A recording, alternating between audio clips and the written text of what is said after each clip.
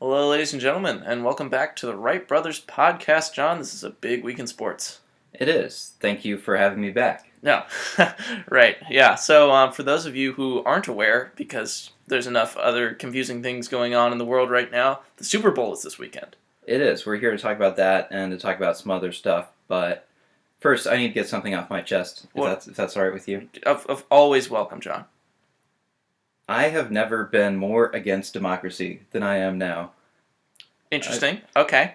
I am so disappointed in the American people and the decision that they made. I think democracy only works with a well-informed citizenry, and clearly we do not have that now. Of course, you're speaking towards How did we get to a place where Zaza Pachulia was voted to start in the All-Star game? Right, yeah, okay. It's outrageous. You know, Zaza is an integral part of the best team in the league. No, I can't defend it. I'm sorry. It's dumb. I can't either. I can't remember the last time the country made such a poor decision. Well, Georgians are happy. That's something to be happy about.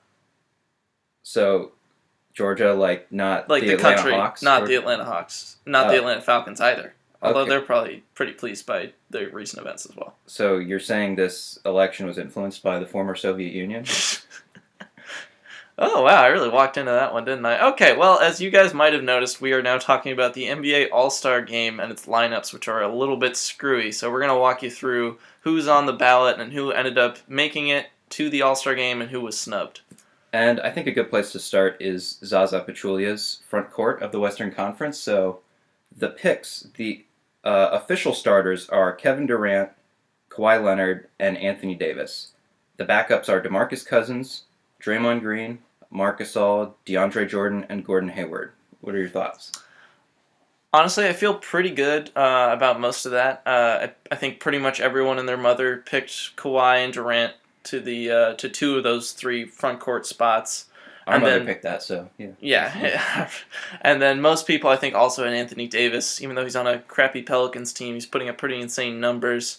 I was never really on the camp of people putting Draymond into the starting discussion. I think the only other person who had a reasonable shot at that was Marc Gasol, given the way he's playing down in Memphis. But I feel pretty happy with the way the front court shook out. I would say I think they got the starters right, but Gobert should have made the team. I think that's actually probably the biggest snub of the All-Star game. I think he's Utah's best player now. He's a game changer in the paint defensively. I actually saw a comparison online between him and Dikembe Mutombo, and Gobert is actually better and more efficient offensively than Mutombo. No! That's crazy. And they do the same work defensively.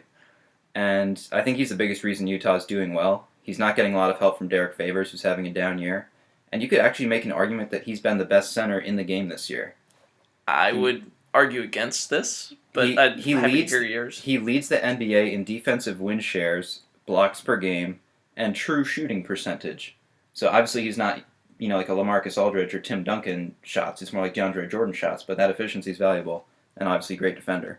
I don't know. I think a lot of their success this year has to do with the way the rest of the team is playing. I think George Hill coming in is definitely a revelation over what they had previously. I think Gordon Hayward's playing really well. I don't know. I think pinning it all on our French Stifle Tower is maybe a little too exuberant.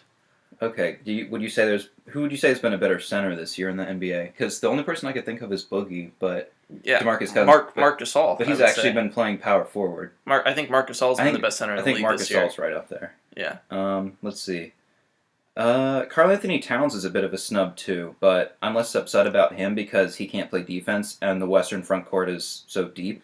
Like these are all deserving names. Yeah, I think that's probably a little bit of punishment on the media side for having the Timberwolves underperform from the massively high hopes that they had at the beginning of the season. Yeah, you do see a lot of people making All-Star votes based off how the players' teams are doing, which I don't agree with, but it's a thing that happens. Who else? LaMarcus Aldridge is also kind of right on the border.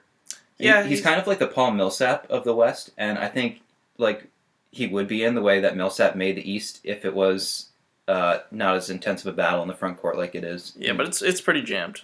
So I don't actually feel that bad about him.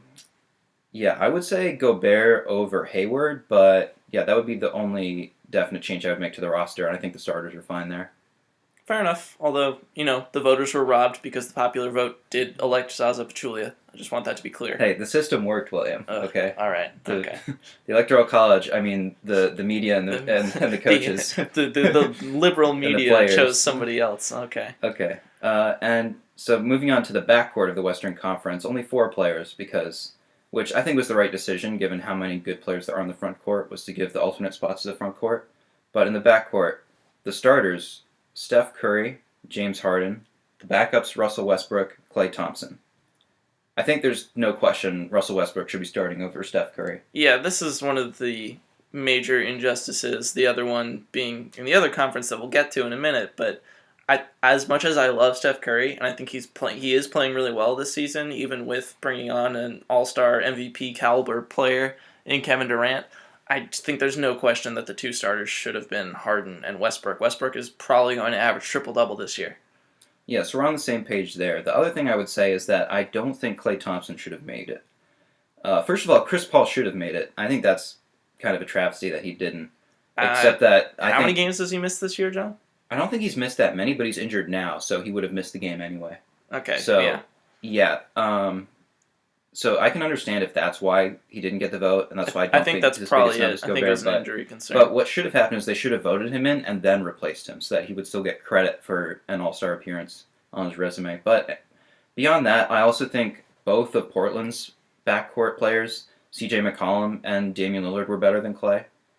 I would honestly also pick Eric Bledsoe and even Mike Conley over him too. Eric Bledsoe and Mike Conley, I think, are much more deserving than either of the Portland guards, especially when you consider the way that they play both ways, offense and defense. Bledsoe especially, and he's having a career year. And Mike Conley has been driving people wild in Memphis. He's been playing way better than I think people expected him to, coming back off of injury. I mean, that team is playing really well when you consider how old they are and how injury-prone a lot of their players are. It's pretty incredible what they're doing, and I'd give them credit for that. Is the midseason MVP of the NBA in this backcourt for you? Yes, I think so. It's tough because as much as I love Isaiah Thomas, I would probably give the MVP right now to Harden. Okay. And is that a tough decision for you between Harden and maybe Westbrook or no? It's not Durant. I don't think it's actually that close between those 3 guys. I think if you took Durant off of the Warriors, they'd still be just fine, as essentially they were last year. And honestly, Westbrook, while I do love watching him play and he's incredibly valuable to his team, I still feel that it's important to reward winning. Otherwise, I think Anthony Davis would be in that conversation as well, and he's not. I'm going to disagree with you a little bit just on the reasoning there. I don't, I see, what's his name? Bill Simmons makes that argument a lot, like, how would the team be without this player? Mm-hmm. And I think that punishes people who are on good teams, and it's a little tough to then say, oh, let's reward people for winning. So, I don't know, for me, you kind of got to pick one. It's a valid point, but I think if what we were actually voting for was best player in the league, it would be called something other than MVP. I don't know. I think it's just a misnomer. That's how the way I prefer to interpret it is the best player. Best player on best team or just best player? Just best player. Okay. Because you can't help what's on your team well, then either when why they're good isn't or LeBron when they're bad. the MVP every year? Well, he's not always the best player by the numbers. I do think he got robbed that one year by Derrick Rose. That was baloney. Everybody was just tired of voting for LeBron. That's fine. Yeah. But anyway, so I do agree with you on your vote. For me, it's Harden. But it was really close between him and Westbrook because Westbrook's been amazing, obviously. And my reasoning is, but maybe this is kind of dumb, but I think the difference is he makes the guys around him better. He facilitates the offense much better than Westbrook does. And his teammates shoot a much higher percentage as a result. And maybe some of that's D'Antoni, or maybe it's just that he actually has better teammates than Russell Westbrook. Which I think he does. Yeah, but I think part of it is also that Harden is the better passer and playmaker. Having watched some of his games, he's amazing. He's a very good and an underrated passer for sure. And several of the advanced stats also say Harden has been better, regardless of the insanity that is Russell Westbrook averaging a triple-double. Yeah. Just a quick note on, still while we're on the Rockets, you mentioned D'Antoni briefly. I think he's the coach of the year right now. Yeah, if you look at where this team was and where they are now, and the pieces they brought in, and how people thought they wouldn't work very well because they brought in 2 oft-injured players from the Pelicans who, didn't do anything over the last couple of years and were maligned for their defense. People said this team was going to score, but they were going to get blown out because they wouldn't be able to defend at all. they actually were at league average defense or better for most of the first half of the season. I would agree with that. And another just sort of kind of silly reasoning, but maybe it makes sense of why I wouldn't pick Westbrook is, to me, he feels kind of like the modern day Wilt Chamberlain, which is, physically dominant. Getting his stats. But he's just getting his stats. And it feels slightly fluky. Obviously, he's amazing, but he's somewhat intentionally manipulating the game so that he can get those stats, and that kind of bothers me a little bit. Plus, a lot of his triple-doubles have actually been quadruple-doubles if you count turnovers. Yeah, there's that. I'm sure Wilt had that too, actually. But, yeah, I remember watching this Thunder game at a specific moment, and there was this defensive rebound, and the ball was going up in the air, and it was a clear opportunity for Steven Adams, and Russell Wilson just, screamed at him. And Russell Steven Westbrook, Adams, by the way. Oh, did I say Russell Wilson? Yes. I do that sometimes. Russell Westbrook just screams at Steven Adams, and he just, cowers and puts his hands down, and Westbrook skies over him for the rebound. John, did you just use anecdotal evidence? That's my thing. I know. That's why I said it's silly reasoning. But I think that's emblematic of the way Westbrook has put up a lot of these stats. I don't think it's always to the benefit of his team the way it is with Harden. And they say Wilt used to pass up wide open slam dunks to pass assists to his teammates when he felt like getting assists. So that's what it reminded me of. No, I think you're right. I think that's most of the storylines for the Western Conference. Let's move on to the East. All right. The Eastern front court starters are going to be Jimmy Butler, LeBron James, and Giannis Antetokounmpo. And the backups are Kevin Love, Paul George, and Paul Millsap. What are your thoughts? I don't like this. I don't think that Butler should be on here, to be honest. And I'm really sad because I voted for Joel Embiid. Okay, yeah, I get a popular pick. He's a fun guy. He's not just a fun guy, John. I wish I had the stats in front of me, but I never do because I'm not a stats guy. But it was brought up in a Zach Lowe podcast that I listened to recently, where his team, while he's not on the floor, is negative 100, and they're plus, I think, 23 while he's on the floor. It's the largest gap ever in the history of the game. Yeah, no, he has been amazing. For me, he doesn't have the minutes that has contributed as much as the other guys that made the team. Although I do respect his game, and he's, I think, going to make an all-star game for sure at some point. But I agree with the Stars. I think Jimmy Butler has been amazing, and it's not his fault that the rest of Chicago is terrible. Although maybe some of those chemistry issues, I don't know. Yeah, but it's hard to say. Although it seems he's like been really good. I don't think he's been part of the chemistry problem. I feel like he works relatively well with Wade. Well, they say he's been too harsh on his teammates. They say there was that post about Jimmy Butler and Dwayne Wade calling out the young guys, and apparently that's kind of a lot of what Jimmy Butler does. He does a lot of throwing dirty looks at people when they haven't made layups, and just there's been questions about his leadership ability. Yeah. I heard Jeff Van Gundy talking about it on the podcast. Well, Jeff Van Gundy likes to complain about players, so I don't know. Yeah, that's true. If somebody's going to find something wrong, he's going to do it. Yeah, of course, it's not Fred Hoiberg's fault. No, of course not. No. But I feel really good about LeBron, obviously, and Giannis. I think Giannis is the most deserving, and I'm really glad that he made it without any problems. Playing up in Milwaukee, sometimes you worry about him not getting enough screen time for the average NBA fan, but he's just such a revelation the way that he plays that people are paying attention. Yeah, and I did not see that coming, him being this great. But you mentioned another player there, LeBron James. Which brings me to my second hot take, my second bone I have to pick. You're not going to say he shouldn't be an all-star, LeBron right? James. No, he should. Oh, okay. Like I said, I agree with all three starters, but longtime listeners will know that I'm one of LeBron's biggest backers out there. Yeah, no, we like LeBron. But I've been very disappointed in him recently. Not so much with his gameplay, but just with all this drama that's going on. Yeah, no, he's been a bit of a drama queen. I would agree. Exactly. And so, for those of you who missed it, this all started with him calling for more talent. And this is in public. He was saying that, if this team wants to win, I don't know what this organization is doing, but we don't have as good a roster as we had last year. We got to decide where we want to be as an organization. Which is really kind of baloney considering they just lost Matthew Dellavedova. Yeah, so first of all, you do that in private, if you want to have a conversation with your GM or your owner, not in public. And secondly, don't call out your teammates by name, even with qualifiers, because that's demoralizing. Yeah, he actually did I was really sad when he did that to Kay Felder. Yeah, I like Kay Felder. He called out Kay Felder and one other guy by name, saying no offense to K. Felder, but we're not going to win. Which is if a he's- ton of offense. Like, yeah, like, even if you say that, no Especially for a offense, rookie. Yeah, Like, that's terrible for his confidence. exactly. Like, so I think he's just handled that all very... No offense to our backup point guard, but we need a backup point guard. Yeah, like, I think he handled that very poorly. And then Charles Barkley criticized him for it, saying, like... Rightly so. Yeah, like, and I agree with him. He said, LeBron, like, you have a great team. You just won the championship. How many other teams would kill for the rest of your roster, like, minus you? Yeah. Right now, and said, like, does he want to compete? And LeBron swung back, I thought, way too hard at Charles Barkley. Also, like, very personally. Yeah, he just started, like, going through mistakes that Charles Barkley's made in his life and calling him out, saying, like, oh, I'm not this, I'm not like, a terrible person, like you are. essentially. Like, I've had a great career. No, but Barkley had a good Giant response. ad hominem. Yeah, Barkley dialed it down. He basically said, yeah, I know I've made mistakes. That doesn't change my point. Like, it has nothing to do at all with the logic of what's going on Right, here. it's an ad hominem. He made it personal. And so this passive-aggressive, angsty side of LeBron is, I think, probably his worst attribute. I think he's just getting a little old, a little cranky. He's also been leading the league in minutes. Maybe has something to do with it. Maybe he's literally just tired. Yeah, that is a shame. And yeah, that's pretty criminal coaching, actually, by Tyronn Lue. Although it's very possible that LeBron is demanding the minutes. I wouldn't be that surprised, but he should be in the relaxing. interview I saw, it sounded like he wasn't. But anyway, we still love you, LeBron, but just we weren't a big fan of that. No. What do you think about the Cavs I'm a little worried Right? he might hit back at us now. I mean, what will he dig up on me? I'm worried.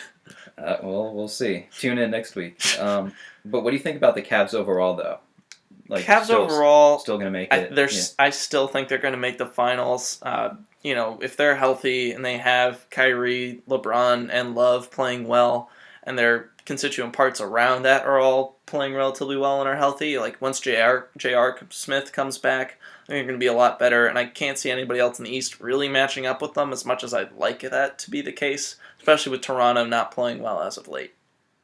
I think they should tank. This is too much drama. I think they should start from scratch. I mean, it's over. I think they should just... I think they traded away their first-round pick, though. They should just tank the season and let the Wizards win the East this year. Yeah, that's a good call. I mean, I would like pretty much nothing better than a Celtics Wizards NBA final or Eastern Conference final. That would make me really happy. I'm down. Yeah. Speaking of the Wizards, Otto Porter has actually been better than Paul George this year. Okay. So, by the numbers. Technically, the numbers, he's been more efficient. Let's put it that way. He has been more efficient. Yes. But, I can understand not picking him because his usage rate is lower, so he doesn't quite do as much. But Otto Porter's really good, man. He's leading the league in three-point percentage. Yes, I'm very excited by this. I love my Hoyas, and I'm very glad that he's been playing well, representing Georgetown. Hollis Thompson doesn't always do it for me, so it's nice to see him doing well in the NBA, especially when he came along pretty slowly at the start of his career. But, I mean, he's turning into the wing 3-and-D that is now so valuable in this league that Kawhi kind of is the probably ultimate emblem for that I could think of off the top of my head. But yeah. Porter's playing really well. Although usually when you say 3-and-D, it's like a spot-up shooter. Kawhi's more of like a playmaker now. Well, now he is because he has to be, but... Essentially, he's become the kind of valuable player that they thought they might have when they drafted him, and he complements the ball-dominant guards in Washington really well. Yeah, so I pretty much agree with the three backup picks, Love, George, and Millsap. The only one I would question is maybe George. Like I said, Otto Porter's good, but I understand George over him. You can make an argument for Miles Turner as well in Indiana if you want to take a Pacers player, but Paul George has the pedigree. I mean, if we're going to be putting in, bigs who don't have the minutes, I'm putting in Embiid over Turner every time. All right, that's fair. And Paul Millsap I'm fine with. You can make an argument for Dwight Howard actually over Millsap. Because, newsflash, Dwight Howard is actually good again. He's playing well, yes. Great again? No. No, okay. But he's ahead in the traditional statistics of Millsap, like blocking, rebounding, field goal percentage, etc. But Millsap does all that off-the-ball stuff that they say you can't quantify. And the coaches voted in Millsap, and I'm sure he's much more liked among coaches than Dwight Howard. I would say he's certainly a better player. Yeah. All right. Now, the last segment of the All-Star Game, the Eastern backcourt. The starters voted by the fans, Kyrie Irving, DeMar DeRozan, and the backups, Isaiah Thomas, John Wall, Kyle Lowry, Kemba. For me, I think there are no outright snubs there in terms of who made the game, but I would say I think the two starters are the worst two players out of the six.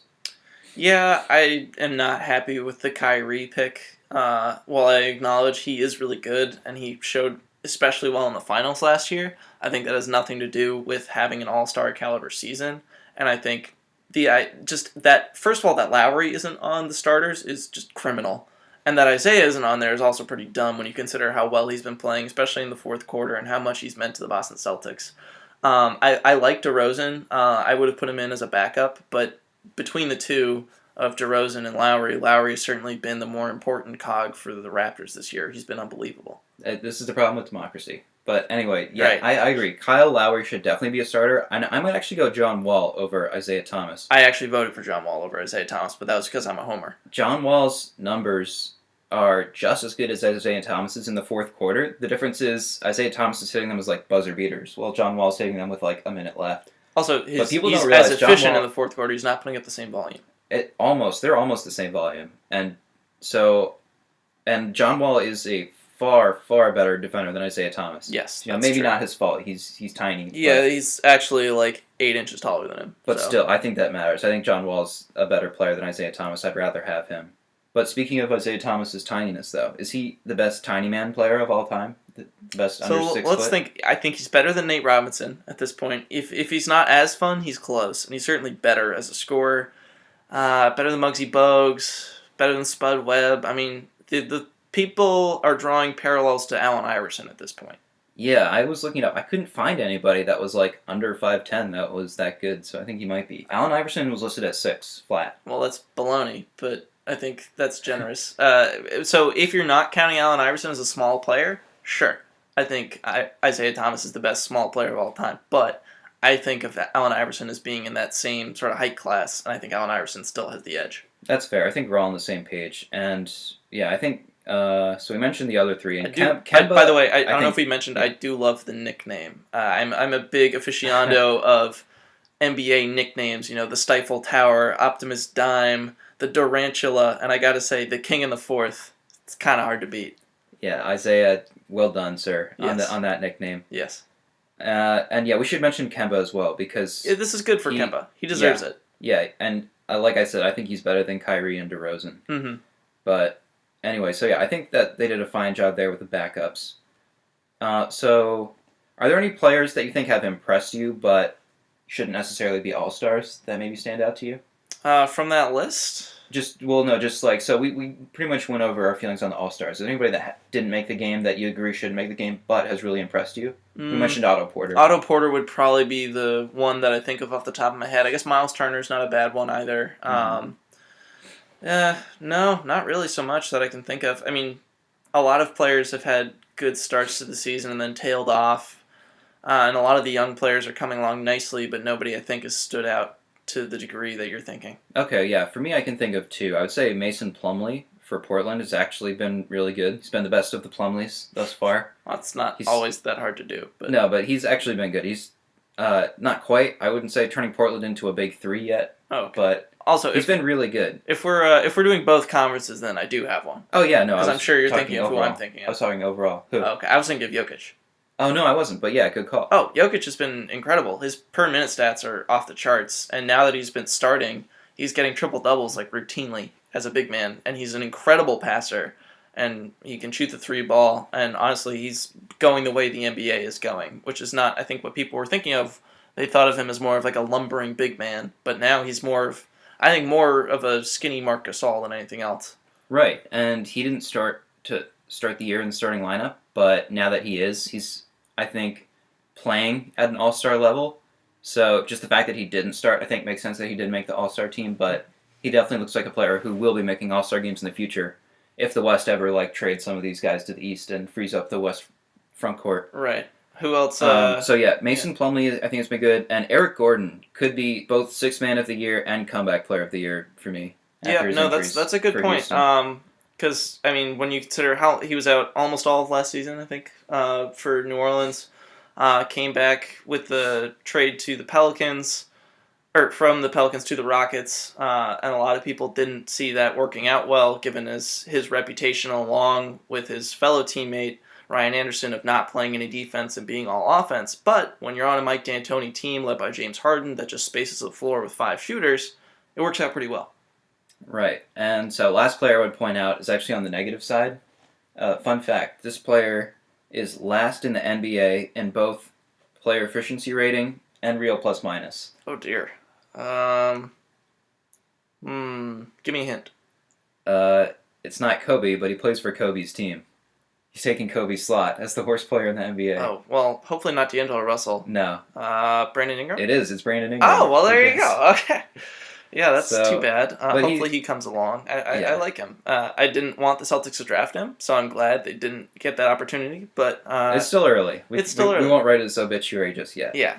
Okay, so just last question on the NBA. We, in our last NBA podcast, went over our predictions for the over-under for the season. Yeah. And my question to you is, did any of your picks stand out as either going well or poorly? Yeah.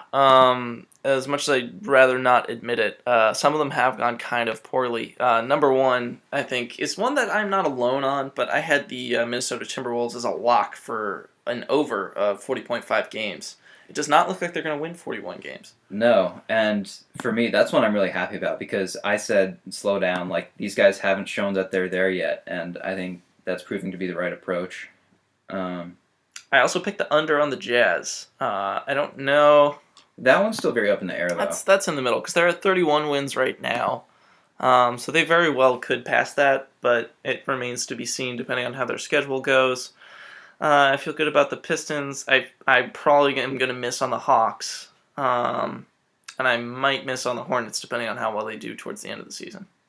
Okay, well, I get to humble brag here for a minute because my picks are going pretty well. All right. Although I don't think it's humble brag if you call it out beforehand. It's just bragging. Brag. It's just bragging. Braggadocious brag. Yeah, Minnesota, I felt good about. I had the under on Dallas. I called the over on Washington. Oh, I locked Dallas over. I should mention that. Yeah, so I'm probably ahead here. Washington's starters have played well. Like I think that's how I described it too, is they have good starters but not a good bench. That's pretty much how the team has gone. And let's see. I had the over on Toronto. I locked Boston's over. Had the under on Portland.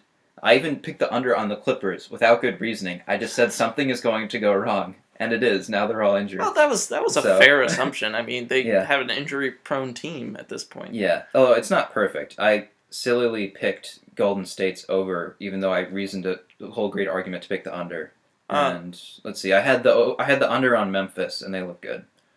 Going back to the Clippers for a minute, this might be a good spot to mention a possible addition that might happen with this team. Oh, okay. Is that what you think is going to be the thing? Well, so right now we're talking about Carmelo Anthony. He plays for the New York Knicks currently. There's a lot of rumblings going on where neither he nor the team are happy with their mutual arrangement. However, in order for them to trade Carmelo, he must waive his no trade clause, which significantly narrows the number of suitors. I think the teams that people are talking about a lot, initially people were talking about Cleveland, but they would have had to trade Kevin Love, and that was a non-starter for them, as it should have been. Boston Celtics have a lot of trade assets. The Denver Nuggets have a lot of trade assets, which would be poetic if you went back there. But I think the most likely destination for Carmelo Anthony is the Los Angeles Clippers. I could see that, for sure. Because I think the asking price is not that high at the moment, because the Clippers really don't have much to give. They would probably have to throw in Austin Rivers, which, he's, as for all the crap that people give Austin Rivers, he's a useful guy to have. Especially as a backup. He wasn't good, but he's actually played well this year. Yeah, he's a playmaker with the ball in his hands. But that's why people were against Cleveland, right? It was because they didn't have enough to give them. So, I don't know, maybe Cleveland stole. No, it would have been too much, because they would have had to give him Kevin Love. Well, right, but without Love, they wouldn't have enough to give them. That's what they're saying. Well, but also, I don't know, you also Jamal Crawford for the Clippers. He's got to be really old now. Yeah, but the only thing I think would be if you had to give up Redick, I don't know if I would make that trade. Because their core four, I think, is well set up to do well in the playoffs. And if you're going to clear out a lot of your, remaining depth, which is not so much to begin with, I would want to still have a sharpshooter on the sidelines here. I wouldn't want to just put the ball in Carmelo's hands when you have other people who need it. Right, Redick may be the better fit when you have ball-dominant players like CP3, Chris Paul, and Blake Griffin. Mm-hmm. But for what it's worth, I hope they trade him. I like seeing trades happen, especially I don't want to see him go to the Celtics because I don't think that Carmelo would actually be that useful for them. So I'd like to see him move. I like the shakeup. I just want it to be a team that I don't care about. So the Clippers. Sounds good. And we'll stay tuned for all the trade rumors. We've got about another month, maybe a little less, Yep, for the for the trade trade deadline. deadline. Before we move on to the Super Bowl, I would just ask you, have you seen any games on TV recently that were memorable of any sport? Anything you've been watching? Honestly, I haven't gotten a chance to watch a lot. I watched the Warriors a few times. I got to watch them demolish the Clippers, which was enjoyable for me. Was that the game where Steph Curry had the behind the back and then three-quarter Yes, shot? that was the That was three-quarter great, yeah. court to... That was more of a half-court. It was a half-court shot to end the half on the buzzer beater, and it just... The whole time you knew it was going in. It's That incredible. was awesome. I've never... And he had like 4 other long-range threes that game, too. Yeah, no, it's just... It's easy for him, which is great to watch. I think it's wonderful. What about you? Yeah, I saw some of that game. I've seen some good NBA games, but I thought Federer Nadal was especially fun to watch. I missed They that. had another fun game. Yeah, no, I'm glad Federer won. I think he's going to go out as the best of all time now. I am too, because he never beats Nadal outside of Wimbledon. Yeah, So so this is a fitting end to the campaign for him here, especially when he was ranked like 17th in this tournament, yeah, which is pretty crazy. Like, no respect. yep. And I saw. We were watching like NBA TV. They go back into the ESPN Classic thing sometime. Mm-hmm. I watched with Dad the 1985 NBA All-Star Game. Oh wow! Back when they actually cared. Yeah, exactly. They were actually playing defense, and it was players who I read about, and I got to actually see what they looked like on the court. Like Magic was playing. I would say my favorite players to watch were probably Magic, Johnson, Dr. J, and Larry Bird, and because they have like these distinct styles like that make them unique. Like Magic Johnson will run at you really fast, and then he'll do these last-second ball fakes where he moves the ball from side to side, and you have no idea where he's going. Yeah, And the then sort he'll of make the right play. precursor to the Euro step. And yeah, Dr. J will hold the ball in his arm like a cradle. Yeah. He was famous for They'll that. put you to sleep. He did that like 3 times. Mm-hmm. Larry Bird was making quick passes.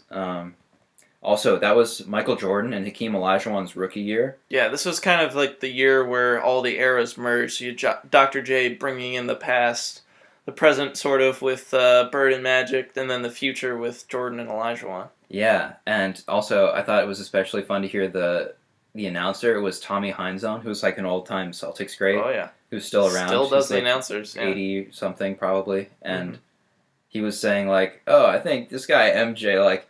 He's really making the Bulls good. I think he's going to have a great career. Hey, With Tommy Hakeem Olajuwon, he was like, essentially I the think prophet at Delphi. This guy, he's just a rookie, but I think he's going to be the top center of the 90s. So it's like, wow. Well, there you go. Good call, Tommy Heinsohn. Mm-hmm. But yeah, it was fun to see all those guys and all their creativity. It reminded me of playing at Mos Eisley Cantina in Battlefront 2. Nice. With With all the heroes. the Jedi and the Darth Maul and all them. Yeah, oh yeah. But anyway, yeah, we can move on to the Super Bowl then, I guess. You mean the New England Patriots victory tour? Knock on wood.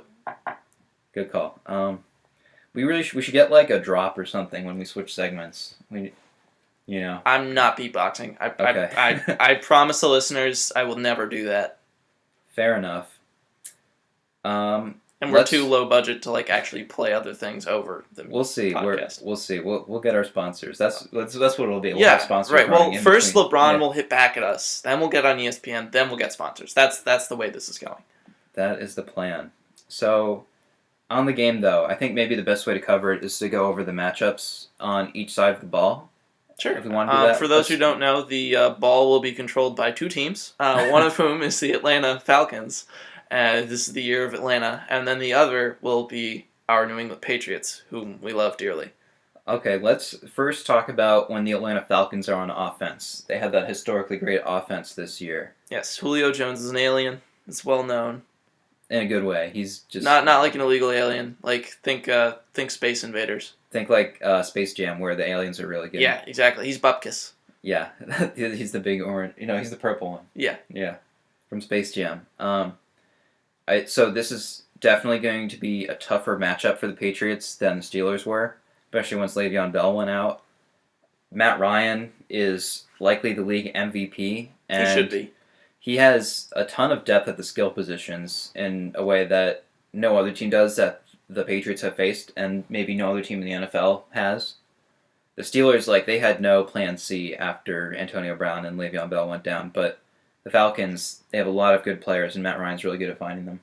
Yeah, this is one thing that's gotten me especially worried is when you look at the schedule that the Patriots had through the playoffs. They had a bye, and they played the Texans, and they played the Patriots. Then they played the Steelers, and the Steelers Right. were injured. This is an incredibly easy walk to the finals, and I'm a little bit worried about them running up against a real stiff competition here. And actually, the regular season wasn't that different for them either. They really didn't play anybody good all year, to be honest, in terms of opposing quarterbacks. Even when they played teams like the Steelers, like Roethlisberger was out. So, I saw the list of quarterbacks that they played, and the most impressive one on the list was Tyrod Taylor. So that'll tell you something about how easy their schedule was this year. And so I think it's very misleading when people say the Patriots had the number one scoring defense in football this year. Mm-hmm. If you look at DVOA, which is like a stat that controls for lots of different factors, they were 16th, which is exactly average in the NFL in defense. So you would have to favor the Falcons overall in a vacuum on this side of the ball, I would say.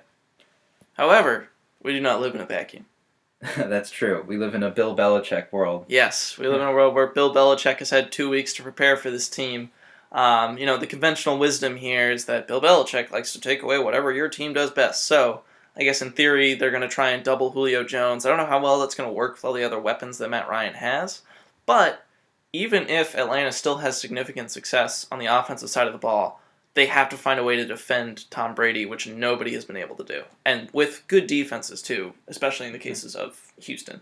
Yeah, that's true. Just in terms of double teaming, go over what that's like. So Malcolm Butler has been their best cornerback for New England this year, but he probably can't cover people on his own because, or Julio on his own because he's so much smaller. People is misleading here. Julio, he can't cover Julio is not a person. Yeah, he's can't cover an alien on his own because exactly. he's small. And also, what Belichick likes to do is put his best cornerback on the other team's second best receiver and take him out, and then double team with not your best cornerback on the best receiver because use the double team on the best receiver. Safety. Yeah. Right, but you don't need to use your best players on the double team because it's a double team. Exactly. So he'll use like Logan Ryan and then a safety like Devin McCourty or something on Julio. Which might still not work. Actually, I would be surprised if it actually took him out. Right, it's more about limiting than taking him out. But also, Matt Ryan has been really good throwing to his other receivers. He actually has a higher passer rating throwing to other receivers than to Julio, which I found amazing. Well, you wonder how much that has to do with the defensive schemes of his opponents. Right, and the fact that he's not as open. Mm-hmm. And also probably that he has a higher volume of targeting Julio makes it maybe less efficient sometimes. But he's still still an interesting really good. stat, yeah. Yeah, the number one actually connection in the NFL of quarterback to wide receiver in passer rating Brady to Chris Hogan. Is Matt Ryan to Taylor Gabriel. Oh, okay. Actually, Tom Brady to Chris Hogan's number 2. Whoa, hey, what do you know? So that was a complete guess. But this so you will really be gotta watch out interesting. for him. And that there's also Mohamed Sanu, is a very useful player. And then if the passing game doesn't work out, they had the top backfield in football in rushing yards as a combo. Yeah. Because Devontae Freeman and Tevin Coleman, neither of them get a ton of applause on their own, but when you combine them, they had the top combination of any backfield in football because they're both really good. Yeah, this offense is scary good, historically good, however you want to say it. I just think, for my money, I think that the Patriots are more likely to pull this out, having been there several times before. Okay, well, yeah, let's go to the other side of the ball to get the other factors. When the Patriots are on offense and the Falcons are on defense, starting with the Falcons' defense, their numbers actually were not very good this year. They didn't grade out as a good defense, but they are playing a little better now in the playoffs. Have you had a chance to watch much of what they're doing? It's mostly because of their pass. I can't say that I've really watched a lot of the Falcons' Well, I'll defense. just say it's mostly because of their pass rush, and especially that's because they've been blitzing more in the regular season. Dwight Freeney. Yeah, they did. They have Dwight Freeney. He's kind of a backup pass rusher, but he'll still play in the Super Bowl. And it brings that veteran leadership that this team might not have. I mean, most of these guys have not been to a Super Bowl. Except for all the players from the Browns. Sorry, Browns fans. Yeah, although there's a lot of turnover on the Patriots as well, other than obviously Tom Brady and Belichick. Yeah. But the Falcons actually more than doubled their blitz rate in the playoffs from the regular season to create pressure, and I think that gave the Seahawks a lot of trouble with their, pothole-filled offensive line. But you run into the fact that if you try and blitz Tom Brady, he's the best quarterback in the league at taking down offensive or defensive schemes that involve lots of blitz. Exactly. I was going to bring that up. Yeah, he's first in the NFL in QBR and passer rating against the blitz. Tom Brady overall this year, there's a site I look at, Pro Football Focus, which grades players on plays because football is very difficult to gauge sometimes by the raw numbers how good people are. They gave Tom Brady a 99.5 this year out of 100. That's the top grade they've ever given any player, ever.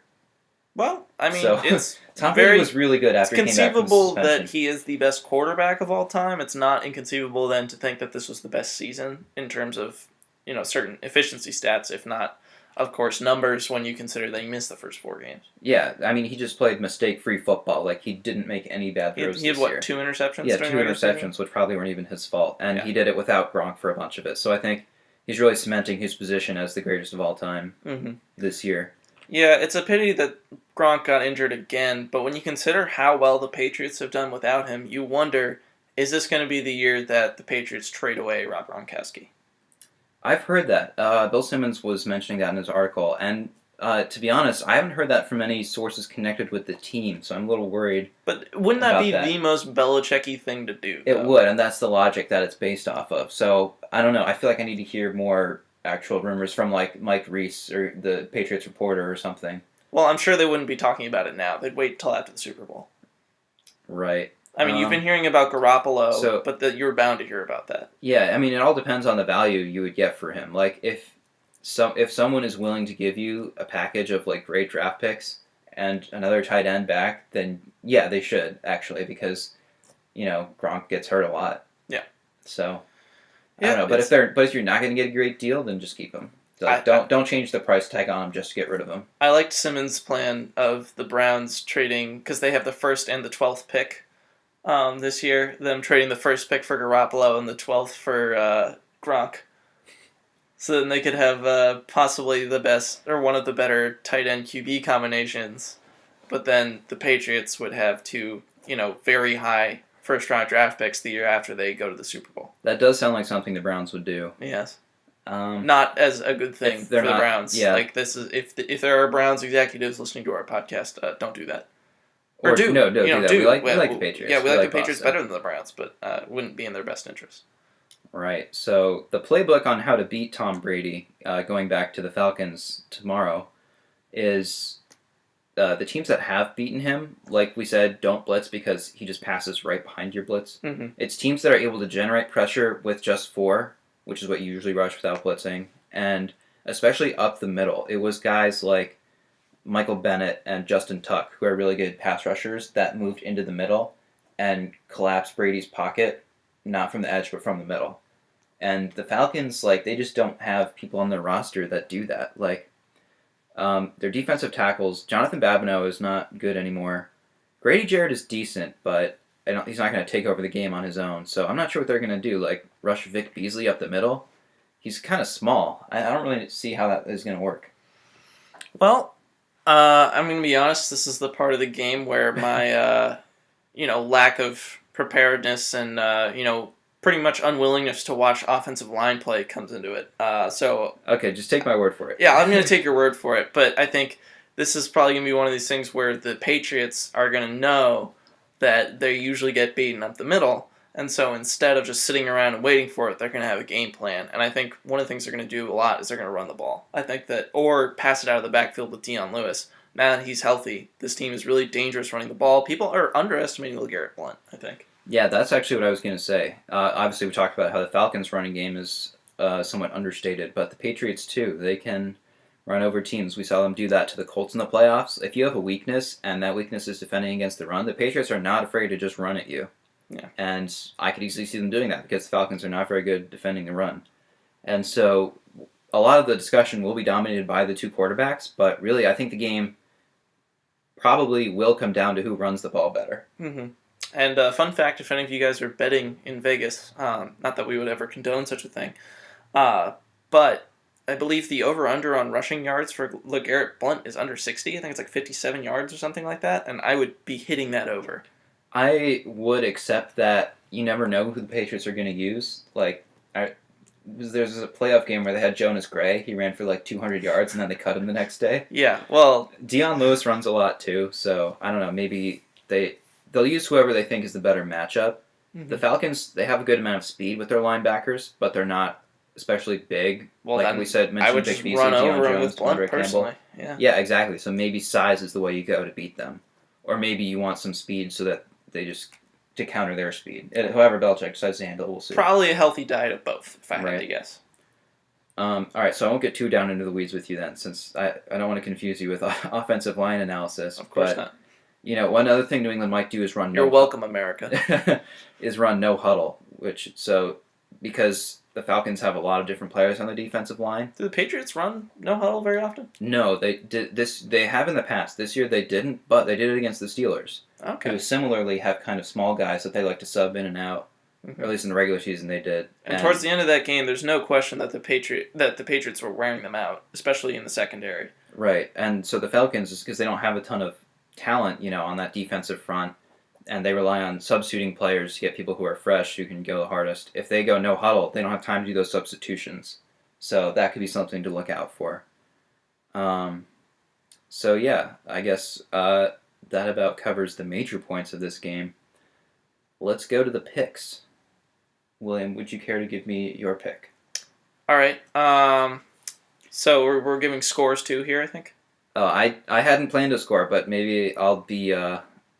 All right, I'm giving you a score. I'll think on my feet. Okay. I don't know the mathematics for this, so this might sound totally ludicrous, but that's fine. I'm just going with my gut here, and I'm going with Patriots winning the game. I'm going with Patriots getting a winning score of 31-27. I don't know where that came from, but that's just my gut. That could definitely happen. I Okay. saw it. I think that someone else predicted that. I think Field Yates actually predicted that score. Oh, hey, look at me. What about you? So can I humble brag again? Am I allowed to say no here? Go because for it. we've been picking the playoff games, me, William, and Dad, Oh, okay, right. I forgot this about year, this. and so far there's been 10 playoff games. I've gotten all 10 correct. He's shooting for the elusive So I'm 11-0. going for 11-11. Now there haven't been a ton of upsets, and we're not picking against the spread, so Yeah. that explains part of it. But Mhm. I think you have 7 and Dad has 8. Yeah. I really want to keep this streak going, so I'm going to be very careful about who I pick. So I will just say, in terms of sort of compiling everything that I've heard from both sides, lots of people I think are picking the Patriots based off of their experience and sort of narratives about Deflategate, and Oh, yeah, we haven't even covered that yet. and I don't know. I just think that you gotta be about the X's and O's when you're making the pick here, and I think the Falcons are actually playing better football recently. I'll give you one last stat, which is in Bill Barnwell's article.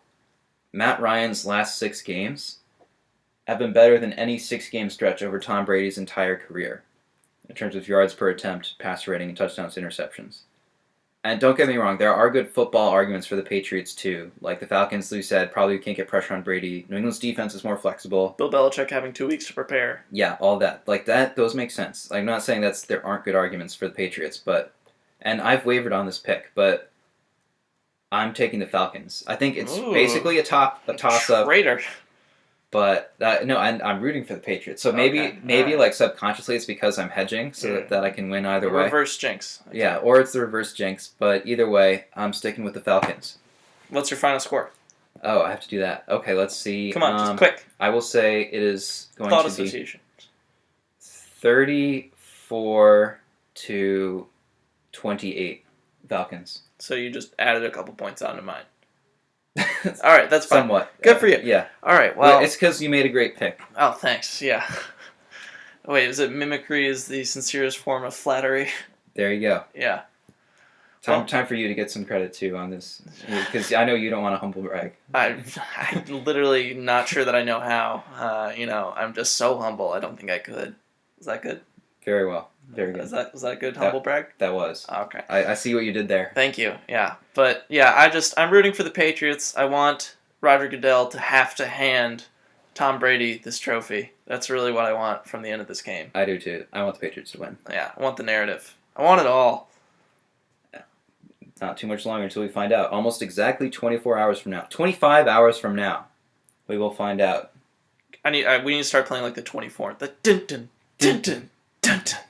But yeah. Well, the pregame show probably starts about now, so maybe we can do it to that. Yeah, I'm sure. And would you know they're actually already advertising for Black Friday too? Oh yeah, it's gonna be great. Yeah. I can't wait to watch the Super Bowl ads. Can't wait to watch this game. It's gonna be a great matchup. Oh yeah, I forgot Two about great the ads. teams. Oh, we're gonna have nachos. This is gonna be good. It's gonna be a good time, America. We need this. I think we all need this. I do too. All right. Okay. Well, remember, guys, do your job.